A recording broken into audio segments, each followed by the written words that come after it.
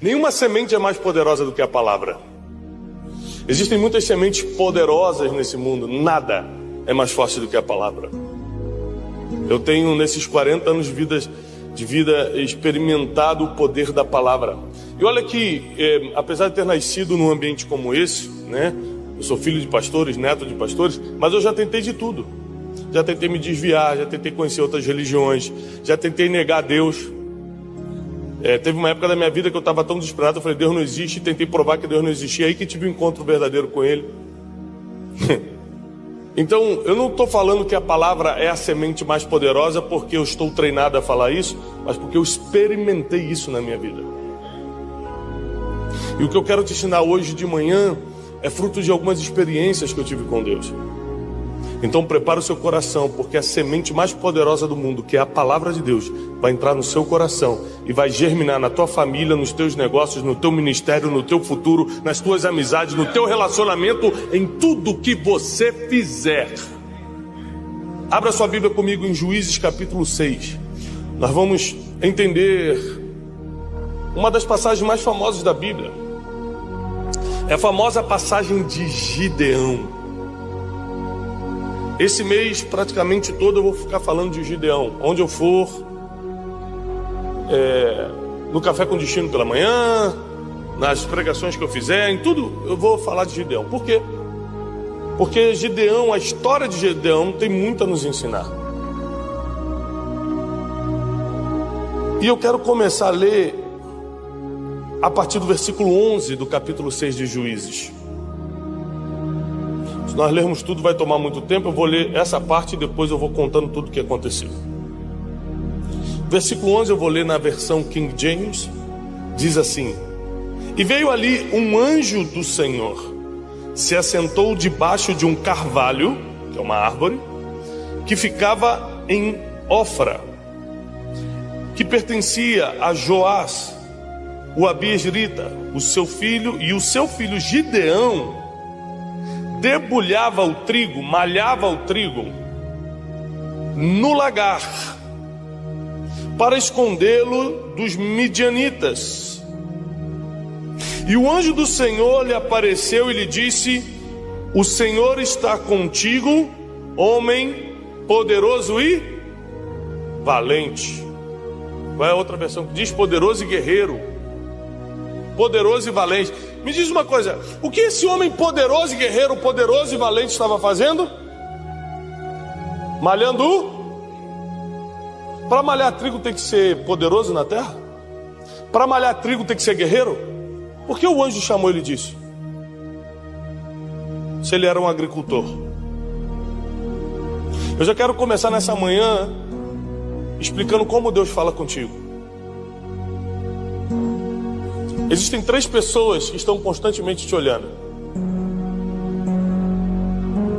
O primeiro é Satanás. Sim, acredite, ele te vê. O nosso inimigo, o nosso adversário, ele não é inimigo de Deus. O inimigo de Deus é o dinheiro ou o amor às riquezas. Você não pode servir a 2 senhores, ou você serve a Deus ou você ama as riquezas. Mas o nosso inimigo é Satanás, o nosso adversário. Não de Deus, mas o nosso. E esse inimigo te olha 24 horas e tudo que ele vê na sua vida é o passado. Ladrão, prostituta, mentiroso, adúltera. Ele vai lembrando, toda vez que ele te vê, ele só vê teus passados, só o que você fez lá atrás. Ele vai te lembrando de onde você saiu, vai te lembrando de onde você estava. Quando você tenta fazer alguma coisa para Deus, fala assim, você? Essa é a função dele. Diabo significa advogado de acusação. A função dele é te acusar o tempo todo. E para te acusar eu preciso olhar o seu passado. Então o tempo todo ele fica lembrando do seu passado. Mas tem uma segunda pessoa que sempre te vê. São 3. A segunda é o ser humano. Todos os dias você está diante de um ser humano. Alguém da sua família, alguém do seu trabalho, você está aqui na igreja. O tempo todo você está diante de um ser humano, sim ou não? E o ser humano tem um problema. tem memória fraca para o passado, não consegue enxergar o futuro, então te julga pelo presente. Então por isso que para o ser humano é muito importante qual relógio você está usando, qual carro você chegou, porque ele quer julgar você não pela tua história e nem pelo que você vai se tornar, mas pelo que ele consegue interpretar, que é o presente. Então por isso o ser humano está preocupado com a roupa, está preocupado se você está gordinho, está magrinho, né?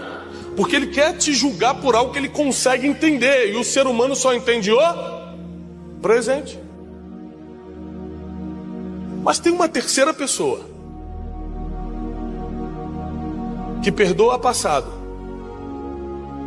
não se limita ao presente e já te viu no futuro. Essa terceira pessoa, Deus, quando olha para você, não olha pelo que você fez, não olha por onde você está, mas ele já consegue enxergar quem você vai ser. Ele olhou para o homem malhando o trigo e fala: guerreiro! Aleluia! Sabe quem foi o homem que livrou Israel da mão dos midianitas? Esse homem malhando o trigo, que um anjo aparece e fala: forte, valente, guerreiro. Não, mas eu estou só malhando o trigo. Mas é porque eu já te vi lá na frente. Eu sei do que você é capaz de fazer. Eu já vi você derrotando os midianitas como se fosse um só homem.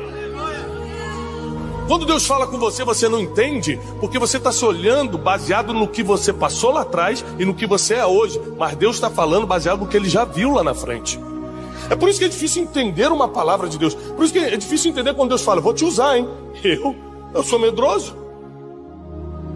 Sabe qual foi a resposta de Gideão? Está aqui no versículo 13. E Gideão disse: ó meu Senhor. Vai começar a desculpa. O ser humano adora dar desculpa.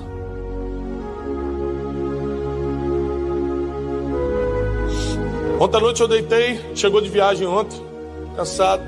Aí deitei à noite assim na cama, Janine deitou. Ela falou assim: Tiago, quando a gente já está deitado, ela chama Tiago para pedir alguma coisa. Aí eu fingi que estava dormindo. Ela: Tiago, tô dormindo. Vai pegar água. A gente estava no quarto, a cozinha lá embaixo. Jesus.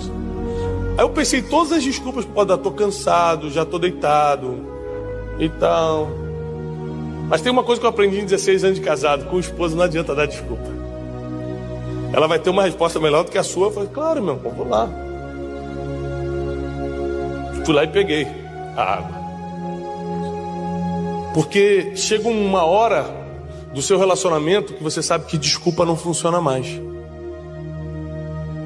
Mas como Gideão estava começando o relacionamento com Deus aqui, ele ainda tentou dar desculpa, que quem nunca? Então ele fala assim: ó meu Senhor, se o Senhor está conosco, então por que sobreveio tudo isso sobre a gente? E onde estão os milagres que os nossos pais nos contaram, dizendo: o Senhor nos fez subir do Egito? Agora, porém, o Senhor nos abandonou e nos entregou na mão dos midianitas. E o Senhor olhou para ele e disse: vai nessa tua força. Que força se eu estou malhando trigo, gente? Qualquer um pode fazer. Porque tu salvarás Israel da mão dos midianitas. Não te enviei eu? E ele disse: vai continuar as desculpas. Ó meu Senhor, com que salvarei Israel, se a minha família é a mais pobre em Manassés, que é a tribo dele? E eu sou o menor da casa do meu pai. Não sou o mais velho, não sou o mais rico, não sou o mais forte, sou o menorzinho. Por algum motivo Deus gosta de usar aqueles que não conseguem naturalmente fazer, para que a glória dele não seja dividida com ninguém. Quando você fala assim: eu não consigo fazer, aí Deus adora. Eu não posso, Deus ama. Eu não sou capaz, Deus, mas eu sou. Eu sou fraco, Deus, mas eu sou forte. Você pode dar desculpa que for, que Deus vai no contrário e fala: mas então deixa que eu faço, porque eu não divido minha glória com ninguém. Eu vou fazer de um jeito que todo mundo saiba que na tua vida quem fez fui eu. As desculpas de Gideão não foram suficientes para calar o Senhor. Ele falou: vai ser você mesmo. E eu te digo que você vai derrubar todos os midianitas como se fossem um só, porque existem estratégias divinas que não correspondem às ideias dos homens. Existem ideias, você para pensar, são 135 mil midianitas contra, no início, 32 mil israelitas. Quem ia ganhar? 135 mil, é lógico. Mais de 100 mil homens a mais. Mas ainda assim, vai que tem uma vitória parcial e aqueles homens falam: ah, viu, nosso povo estava preparado. Então Deus manda Gideão dar um grito e falar assim: quem aqui está com medo de ir à guerra? Quem aqui é covarde? Porque a Bíblia diz que os covardes não entrarão no reino dos céus. Covarde não é medroso, não. Covarde é o que deixa de fazer por medo, porque tem muita gente com medo e continua fazendo. Tem várias coisas na minha vida que eu tive muito medo, fui lá e fiz. O problema é quando você deixa de fazer as coisas porque está com medo. Deixa de fazer as coisas porque está ansioso. Deixa de fazer as coisas porque não acredita mais. Covarde.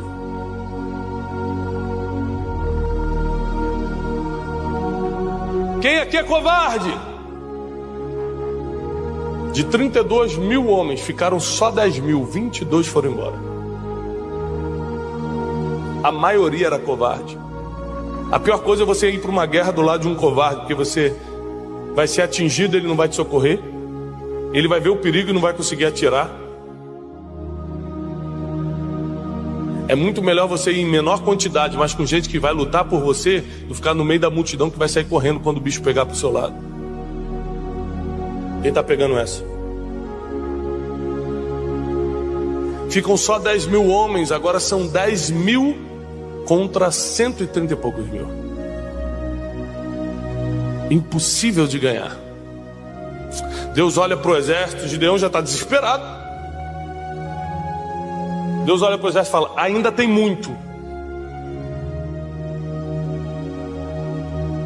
Gideão: Senhor, não sei como é que você faz conta, mas nas minhas contas a gente já morreu, imagina. Ele falou: tem muito. Pega esses 10 mil homens, manda beber água nessa fonte que está aqui.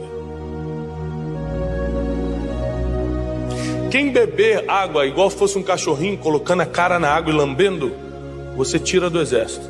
Quem botar a mão e trouxer até a boca, você mantém no exército. Sabe quantos educadinhos tinham? 300 só.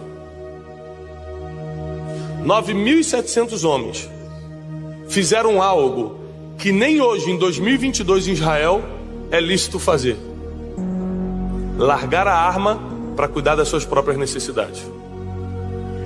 Hoje em Israel você anda, eu tive a oportunidade de ir dezenas de vezes. Você anda, você vai ver jovens, muito jovens, 18 anos, no shopping, jogando videogame, com um fuzil atravessado, com roupa normal, com roupa paisana. Você vai ver mulheres, você vai ver senhores andando na rua com um fuzil, com uma pistola, porque não importa se você está de serviço ou não, em Israel não se larga a arma. Até hoje. E aqueles homens deixaram a arma de lado, tiraram os olhos do fronte, de onde o inimigo poderia vir, e baixaram a cabeça para saciar as próprias necessidades. Quem se preocupa mais consigo mesmo do que com o exército que está lutando, vai cair, vai sair fora, vai ser eliminado. E 9.700 homens foram eliminados, e restaram apenas 300. Mas eram 300 valentes, 300 que não largavam a arma, 300 que estavam focados no objetivo.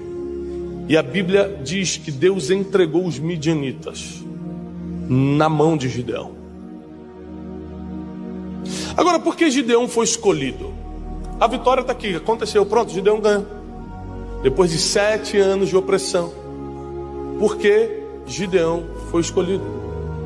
Por que não você? Por que não eu? Por que Gideão? Por que não uma pessoa melhor? Por que não alguém que já estava treinado para a guerra? A Bíblia diz que Deus entrega os israelitas na mão dos midianitas porque eles fizeram o que era mal perante os olhos do Senhor. Aqui você não precisa ser teólogo para entender que está falando de idolatria. Toda vez que você coloca alguma coisa na sua vida acima de Deus, você perde algo que só Ele pode te dar: proteção.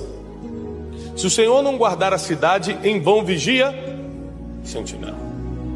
Esses dias eu fui almoçar, talvez um mês atrás, fui almoçar com um homem muito poderoso e tinha 4 seguranças fora do restaurante, 2 dentro, em mesas separadas, e eu e ele numa mesa. Eu falei: rapaz, é muita segurança, né?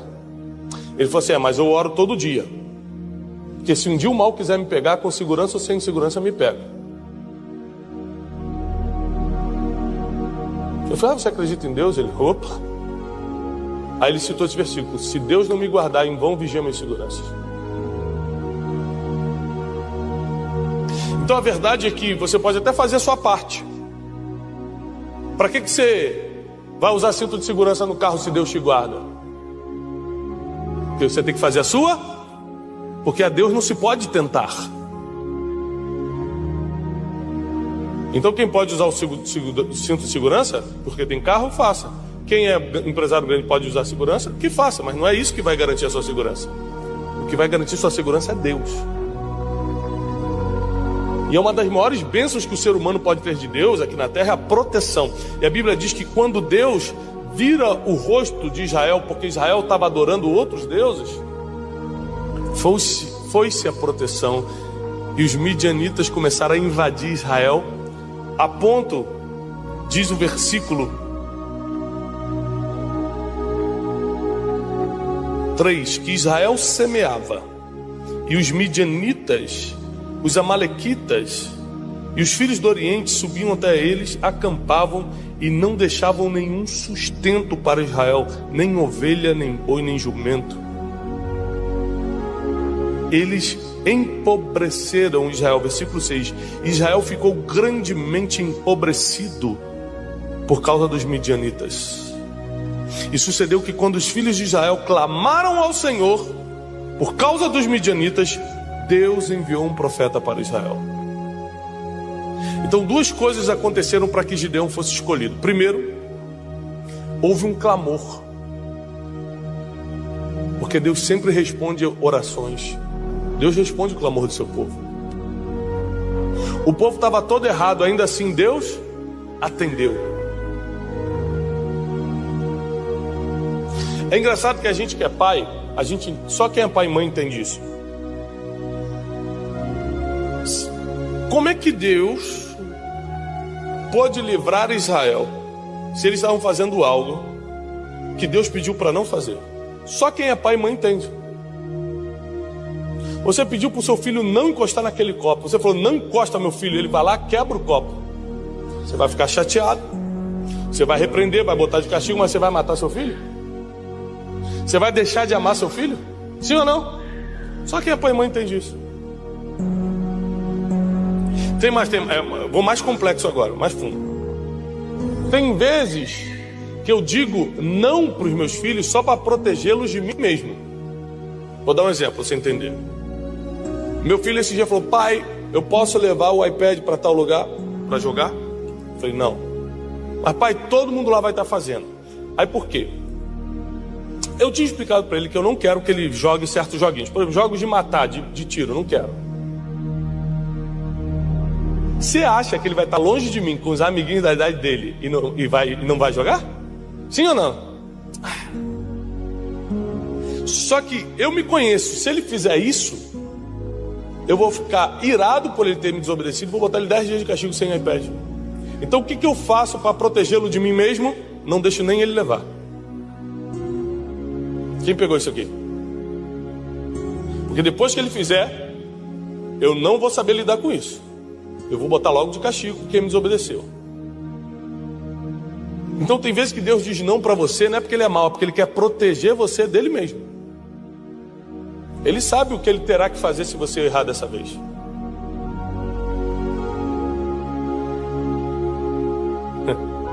E foi isso que está acontecendo aqui.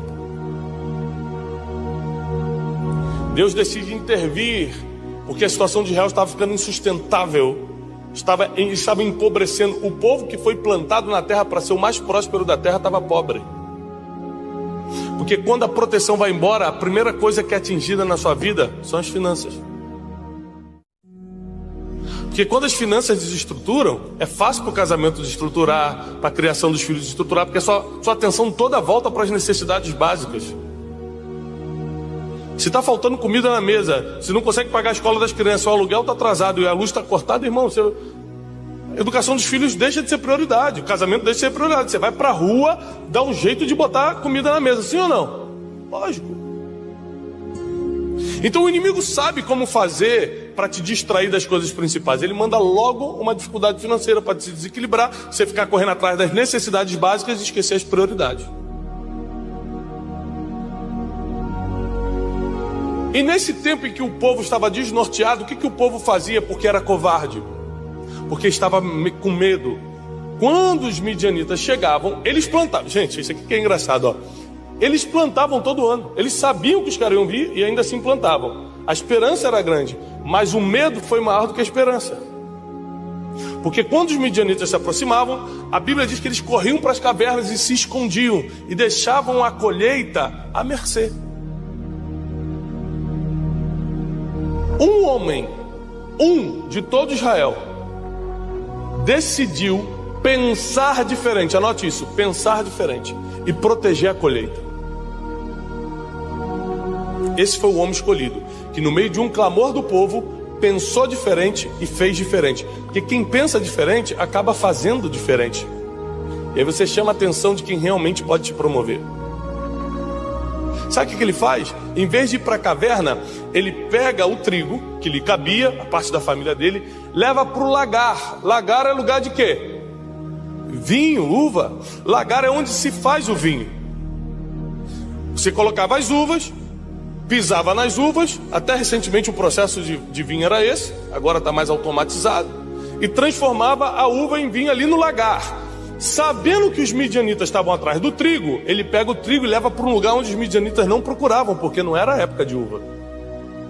E malha o trigo em outro lugar, diz a Bíblia, para tentar proteger a colheita dos midianitas, para que eles não viessem e roubassem. Um homem decide pensar diferente.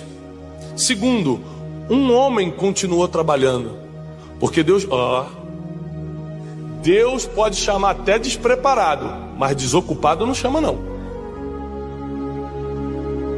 Estava todo mundo com medo na caverna, Gideão estava malhando o trigo em outro lugar, falou assim, pode me pegar, mas vai me encontrar trabalhando.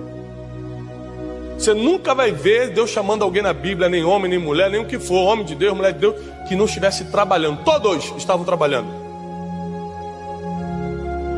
Davi estava cuidando das ovelhas, José estava cuidando do gado,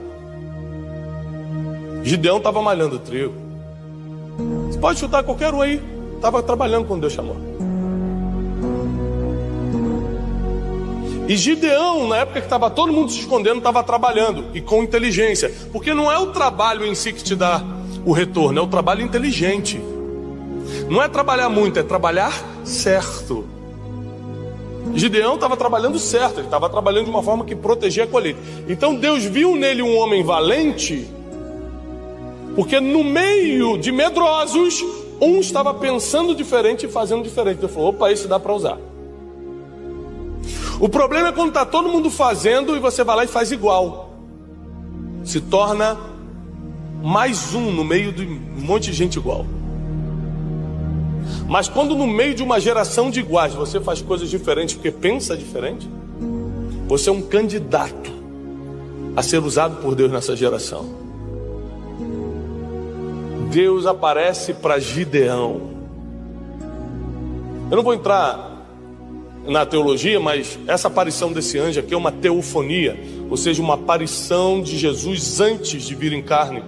É o próprio Deus em forma de anjo falando com Gideão. A gente tem 1000 explicações teológicas para provar isso, não é o caso de hoje, mas só para que você entenda que é o próprio Deus falando com Gideão. E quando Gideão reconhece o Senhor, ele fala o seguinte: se és tu, fica aqui até que eu lhe traga uma oferta. E presta atenção, quando você vai ver a oferta que Gideão entregou para ele, tinha cordeiro no meio, tinha coisas que demoravam horas para preparar. Ele fez o anjo do Senhor, ele fez o próprio Deus esperar para ele preparar as coisas. E quando ele voltou, o anjo ainda estava lá. Era o Senhor. O sinal que ele pediu, Deus deu. E ele entrega aquela oferta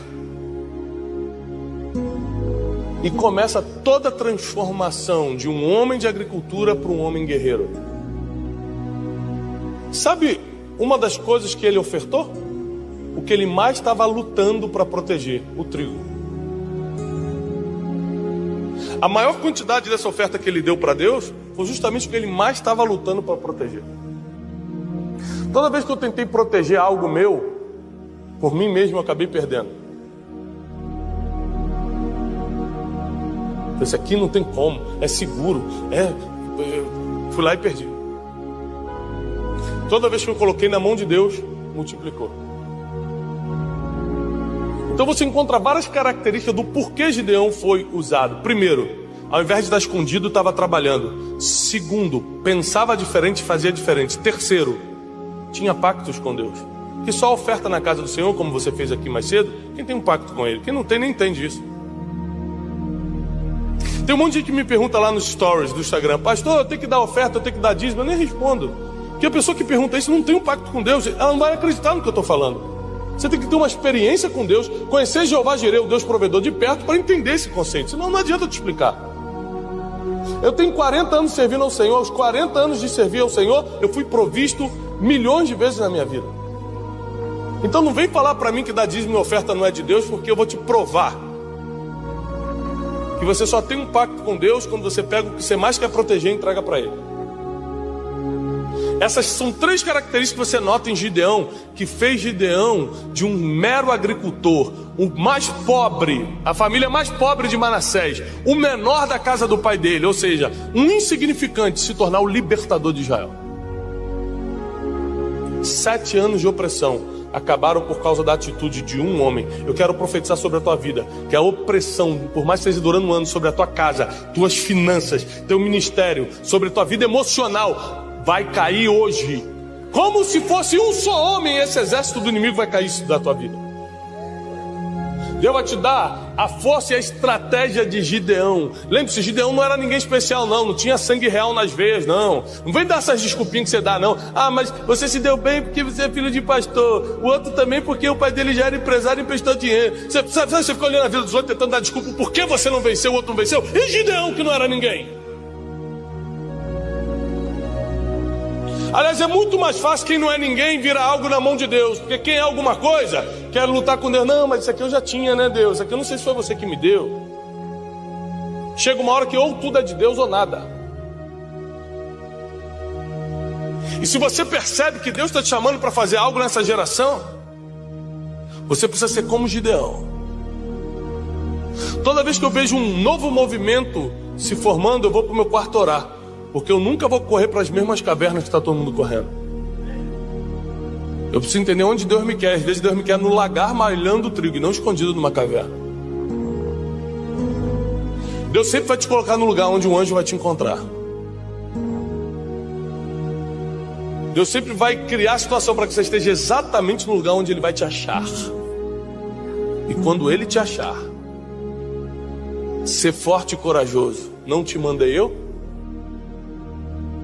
Você vai tentar dar desculpas. Eu tentava, não dá. Ele fala assim: não sou eu que estou te enviando? Não, mas é que eu sou o mais pobre. Mas eu não estou mandando você ir? Não, mas é que eu não tenho capacidade. Mas quem vai te capacitar não sou eu? Não, mas é que a desculpa que você der, meu filho, eu vou continuar te rebatendo. Então vai lá e faz.